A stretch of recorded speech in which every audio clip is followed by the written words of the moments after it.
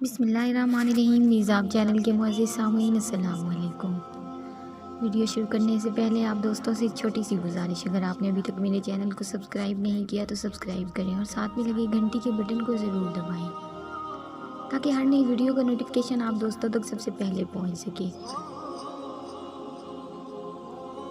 راحیل میری دوسری بیوی کے پہلے شوہر سے تھا جڑا۔ بیٹوں کی پیدائش کے وقت کچھ ایسی پیچیدگی پیدا ہو گئی کہ میری پہلی بیوی بچ نہ سکی تھی۔ بچوں کی دیکھ بھال کے لیے اماں فوری طور پر خیرالنساء کو بیا لائیں اور یوں راحیل بھی ہماری زندگی میں چلا آیا تھا۔ پہلے دن اماں نے اس کا تعارف کرواتے وقت کہا، بیٹا خیرالنساء بہت اچھی عورت ہے اور دکھی بھی ہے، تیرے گھر اور بچوں کو بہت پیار سے سنبھال لے گی، بس اپنے بچوں کی خاطر تجھے اس کے لڑکے کو بھی گھر میں برداشت کرنا ہوگا، وہ اس بدذات کو بھلا کہاں چھوڑے۔ اماں کی اس بات نے میرے دل میں ایک گرہ لگا دی تھی اور دل کے ایک کونے میں کینہ پلنے لگا تھا۔ راحیل بہت تمیزدار بچہ تھا۔ ایک چیز جو میں نے شدت سے نوٹ کی کہ میرے سرد رویے کے باوجود وہ مجھ سے بہت محبت کرتا اور میرے رویے سے اسے کوئی فرق نہیں پڑتا تھا۔ صبح جب میں ناشتے کے لیے کھانے کی میز پر آتا، راحیل انتہائی تمیز کے ساتھ السلام علیکم ابا جان کہتا اور بھاگ کر میرے آگے اخبار رکھتا۔ میرے دل میں لگی گرہ ڈھیلی ہوتی کے ساتھ ہی آواز آتی، ارے بدذات، چل اپنی ماں سے کہہ جلدی ناشتہ لائے، میرے بچے کو دیر ہو رہی ہے۔ وعلیکم السلام کے ساتھ راحیل کے سر پر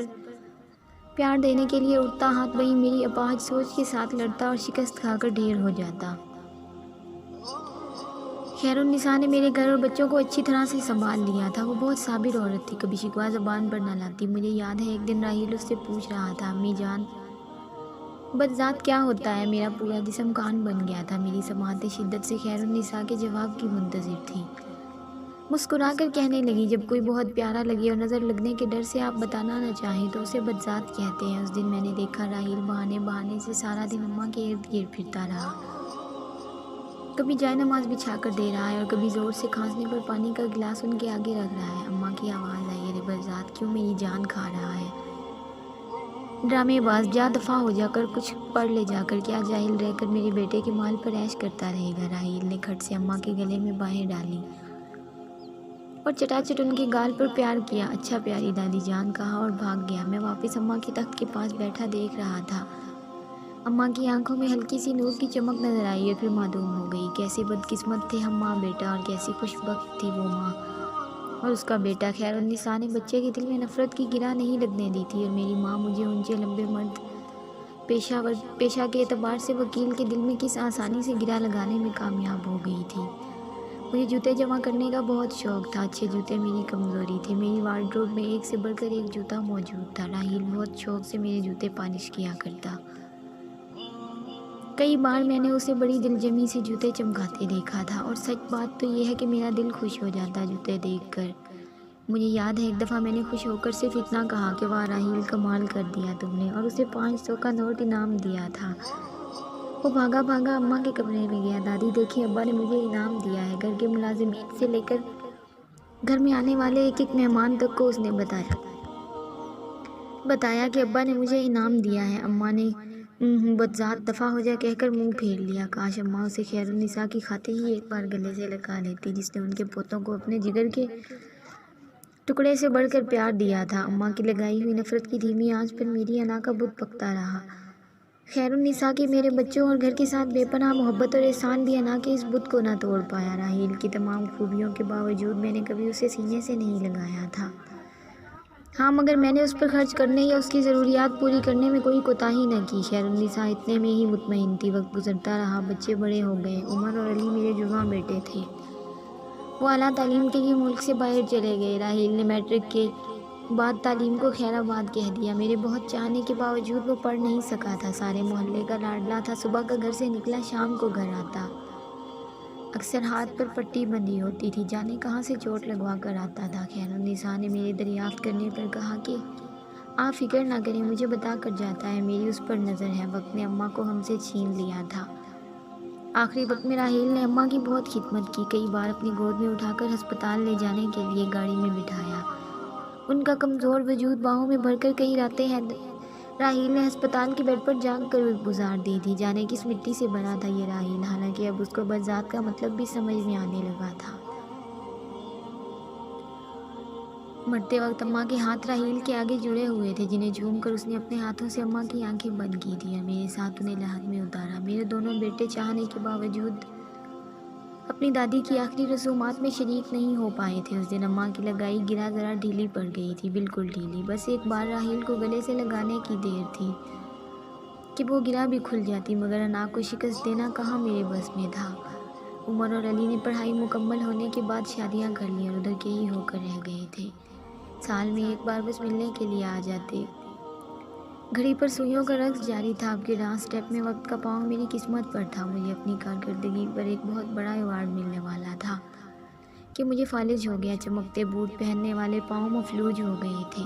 کیا عثمان شاہ ننگے اور ٹیڑھے پاؤں کے ساتھ ویل چیئر پر ایوارڈ وصول کرے گا؟ جس انا کے بت کو میں نے نہیں توڑ پایا تھا، اللہ نے اسے توڑ ڈالا تھا۔ نوکروں کی فوج کے باوجود راحیل میرے سارے کام اپنے ہاتھ سے کرتا تھا۔